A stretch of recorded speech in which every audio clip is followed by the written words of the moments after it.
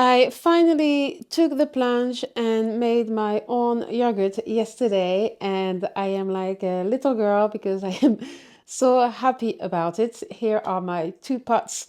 I decided that in 2026 I'm gonna get a lot more into fermentation. I've been fermenting stuff in the past, maybe 5 years here and there, but I decided that in 2026, I'm just really gonna get into it and learn a lot more about it. So we are still at the end of 2025, but I'm getting starting now to take this through to this new wonderful year. And I'm using this book by Sander Katz called Wild Fermentation in English. This is the French version.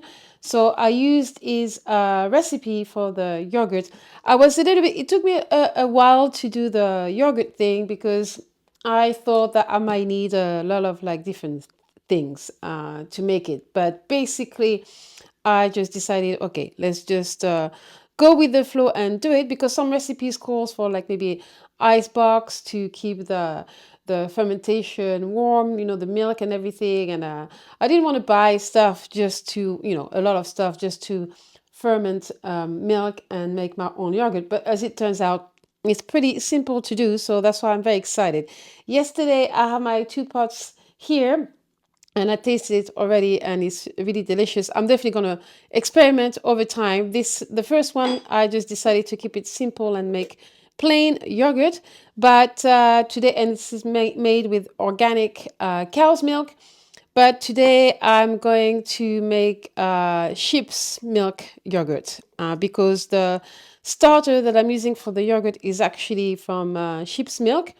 So I have my two pots here for the sterilize to make the yogurt. I'm going to put this to the side.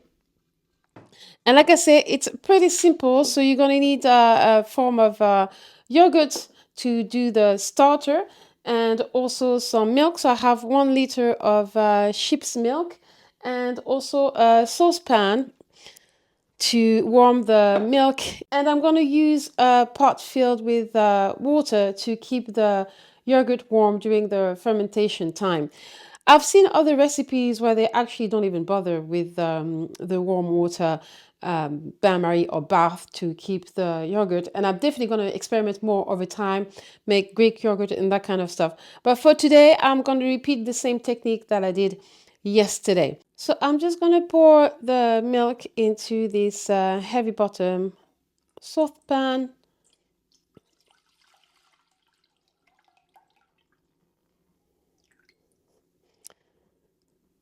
And all you need to do is to warm up the milk to 82 degrees Celsius. So I'm going to put that onto the stove. And you're also going to need a thermometer just to make sure that you have the right temperature. So for now, just heating up the milk to 82 degrees Celsius. And then once it's reached that temperature, we want to bring it back down to 46 degrees, which is the temperature that we are going to keep the yogurt to ferment around 46 degrees for the culture from the bacteria from the yogurt starter to really do its work with the milk. And while the milk is warming up, I also boiled some water that I'm going to put in this pot. I'm not going to fill it up all the way, just putting it a little bit of water there. This is going to be where I'm going to put my two pots. And the method that I used yesterday that it came, I thought, you know what, I'm just going to use this and put this in the oven. And yesterday I had used my oven, so it was still a little bit warm. And so I'm doing the same today. Again, I made something in the oven, so my oven is still warm. So I'm going to do the same thing. Once everything is ready and I have my ferments, everything put in there, I'm just putting the pots and then putting them in the oven. But for now, I'm going to wait for the milk to reach 82 degrees Celsius, and then I'll bring the temperature down both for the milk and for this water to 46 degrees Celsius. The milk is now reached 82 degrees, and Zander in his book also explains 82 degrees are when the little bubbles start to appear. But I guess using a thermometer is probably the best bet, I would say. So now I'm just gonna let this cool down to 46 degrees. And the reason I am getting into making yogurt is because, well, if I can make things, I'll just make them rather than buy them. And I eat a lot of yogurt. I eat yogurt every day. So eating organic yogurt can get pretty expensive.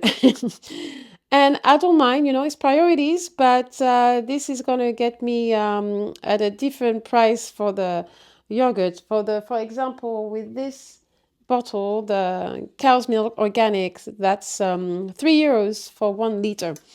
So that's bringing 2 jars of 500 milliliters of milk to 150 organic yogurt. So that's really, really good, to be honest. And also the sheep's milk, the bottle was €6 for 1 liter. So it's definitely worth the while and good value for money. Now I'm going to, in the book, I also forgot to mention, Xander mentions that the warming up of the milk is not necessary, that you could skip that step. I'm not an expert just yet, so I don't know, but it says that it gives the yogurt some thickness, so that's why we go through the warming up. And also yesterday, I actually used raw milk, so it was important that I heat it up to 82 degrees just to kill any form of bacteria. The milks that I'm using today are pasteurized, so potentially, if it is the case that it's not a necessary step, then yeah, you could skip that step altogether. So I'm going to wait for this to cool back down to 46 degrees, and then I will add the yogurt starter to a little bit of the warm milk and get that to ferment and do its thing. The milk has now cooled down to 46 degrees Celsius. As you can see, there is a little bit of a skin there, which I'm going to remove because I'm not a fan. I mean, it's just milk protein, but it's not something that I found very pleasant.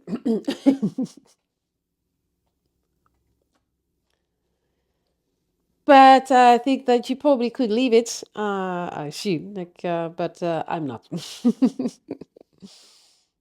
And now I'm going to mix a little bit of my milk with a tablespoon of the yogurt that I have, sheep's yogurt.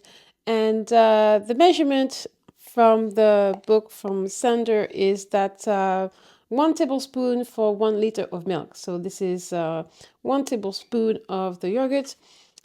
And before putting that whole into the saucepan, like I said, I'm just going to put a little bit of the warm milk on top.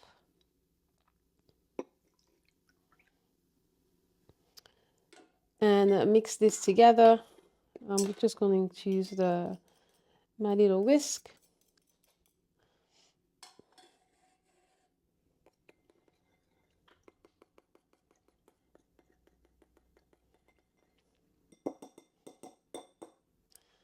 And once this is all mixed, returning that to the pan.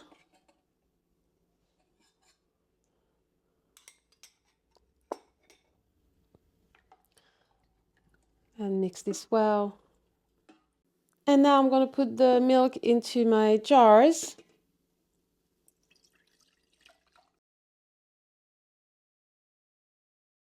As I said, I am using the method of putting my jars into a pot with water that has been heated up to 46 degrees.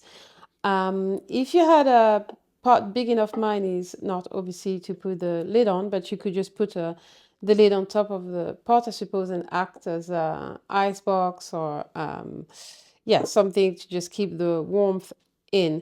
I don't have a pot that is big enough, but yesterday I came up with the idea of just wrapping this with a towel and put it in the oven. So that's what I'm going to do. But I'm definitely going to experiment with that because I've seen also people just wrapping the actual jar in a towel and just leave it at that. So as I go on with this, because now that it's been starting, it's an endless process, really. It's just a matter of saving a little bit of yogurt every time and just repeating the process. So I will experiment with each batch and also make Greek yogurt, that kind of stuff. This is also going to be plain yogurt, but I will definitely make Greek yogurt over time.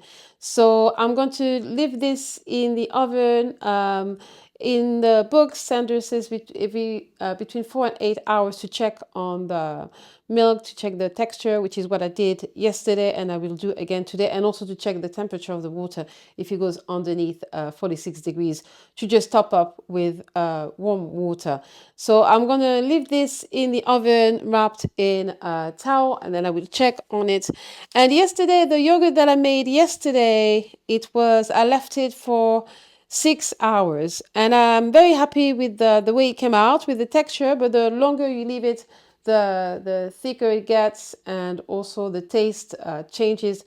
So again, I'm gonna experiment, and this I'm probably gonna leave overnight. It's now, what time is it? It's 4:30 in the afternoon, so I think I'm going to leave it overnight and see how it comes out tomorrow, and also with the taste. So that's it. So exciting to continue with this adventure of fermentation and making my own yogurt. This is now the morning after, and I am excited, just giddy, like a little girl on Christmas morning. And funnily enough, it is Christmas morning, and this really couldn't be the best present ever. It's just so I'm just going to show you. I already mixed one of them around, but this is what it looks like, and it looked like this. Like, this is Greek yogurt texture. This is so the sheep's milk, right? And it's so thick and just beautiful. So I did mix one already, and you can see the texture. I'm just going to put it in the absolutely amazing. Just so amazing. I am so excited. There is just I think people say once you stop making yogurt, you just never buying yogurt ever again, and it might be the case. I mean, I'm sure there will be occasions where I will, but it's just so exciting. And yeah, I'm gonna keep making yogurt and try making Greek yogurt as well. And I'm trying to think if there is anything else that I wanted to add before ending this video, but I think that's it. So yes, so in the end, this was altogether 13 hours. And obviously I didn't check on the temperature. The last time I checked on the temperature of the water was before I went to bed, and that was around 11. So it just sat, and it's just, the texture is absolutely amazing. And also, how can I forget?